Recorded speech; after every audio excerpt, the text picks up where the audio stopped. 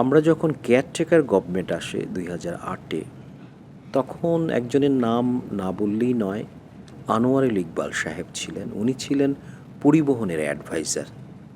উনি দেশের মেধাকে কাজে লাগানোর ব্যাপারে খুব অগ্রণী ভূমিকায় ছিলেন।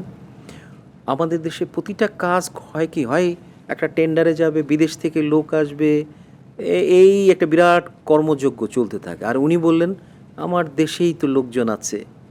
তখন মন্ত্রণালয়ের ঝামেলা ছিল না, সরকারের ঝামেলা ছিল না। ওনারা চাইতেন দেশীয় বিশেষজ্ঞদেরকে দিয়ে আমরা প্ল্যান করব, ডিজাইন করব এবং কনস্ট্রাকশন করব। এটা চারটিখানি চাওয়া না। এখনকার সরকারকেও কিন্তু এটা দেখতে হবে। হাতিরঝিল দেশীয় যারা মেধা ছিল বিভিন্ন ক্ষেত্রে, তারা প্ল্যান করেছে, তারা ডিজাইন করেছে, পাশাপাশি কনস্ট্রাকশন আমাদের কোম্পানিগুলি করেছে সাশ্রয়ী মূল্যে করে। এখন এটা একটা জ্বলন্ত উদাহরণ হয়ে আছে, ঢাকার ভিতরে একটা ওয়েসিস হয়ে আছে, তাই না? কুড়িল একটা কী ধরনের একটা ঝামেলা, তার মধ্যে 300 ফিটের একটা রাস্তা এসে এর যে জট পাকিয়ে যাচ্ছিল, ইন্টারন্যাশনাল টেন্ডারে যায়নি, আমাদেরকে ডেকেছে, আমরা প্ল্যান দিয়েছি, আমাদের কন্ট্রাক্টর এক্সিকিউট করেছে। এই যে আত্মপ্রত্যয়ী হওয়া, আমরা পারি, কেন আমি বিদেশের কাছে যাব, আমি কেন দর্শকের ভূমিকায় থাকব, আমার উন্নয়ন আমি করব। কেয়ারটেকার সরকারের সময় সেই সুযোগটা আসাতে আমরা দেশীয় যারা যারা কি বলবো বিভিন্ন স্পেশালাইজড আছি, আমরা কিন্তু বিভিন্ন জায়গায় কন্ট্রিবিউট করার একটা সুযোগ পেয়েছিলাম এবং দেখিয়েছিলাম সবাই যখন দেশীয় চিন্তাভাবনায় চিন্তা করি, সাশ্রয়ী মূল্যে টেকসই উন্নয়ন আমরা করতে পারি। আর একটা প্রজেক্ট আমি বলি নাই, পুরনো বিমানবন্দরের ভিতর দিয়ে একটা কর্ড লাইন হয়েছে জাহাঙ্গীর গেটের সামনে থেকে এটা আগারগাঁও পর্যন্ত। এটাও কিন্তু মিরপুরবাসীদের জন্য একটা ব্লেসিং হয়েছে।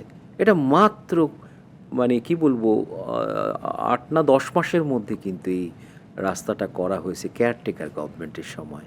জানি না অন্য সময় পারা যেত কি না। আমরা সেটা করে যানজটের একটা বড় সমাধান মিরপুরবাসীদের একটা শর্টকাট করে দেওয়া হয়েছে। তো আমি এই সরকারকেও বলবো এবং অন্য অন্য যারা সংশ্লিষ্ট আছেন, যারা দেশে কিন্তু বিশেষজ্ঞের কিন্তু ঘাটতি নাই, তাদেরকে ব্যবহার করার মানসিকতার ঘাটতি আছে। তো আমাদের সরকার কিন্তু এখন টেকসই উন্নয়ন চাচ্ছেন, সবুজ উন্নয়ন চাচ্ছেন, স্মার্ট উন্নয়ন চাচ্ছেন। এটাকে যদি টেকসই করতে হয়, দেশের লোকাল কন্টেন্টের কন্ট্রিবিউশনটাকে এনশিওর করতে হবে। এটা যদি আমরা না করি, পরনির্ভরশীল হয়ে কখনো টেকসই উন্নয়ন হবে না। এটা হোমগ্রোন করতে হবে।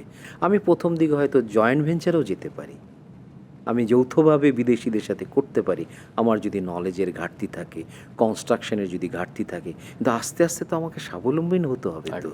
তো সেইটা আমি তোমার এই অনুষ্ঠানের মধ্যে আমি যারা যারা এটা দেখবেন, বিশেষ করে সরকারের উচ্চ পর্যায়ে আছেন, আমাদের দেশের যারা যারা দেশকে নিয়ে ভাবে, উন্নয়ন করতে চায়, এই লোকাল কন্টেন্টটাকে আমার মনে হয় কন্ট্রিবিউট করার সুযোগ দেওয়া এবং টেকসই উন্নয়নের বুনিয়াদ তৈরি করা।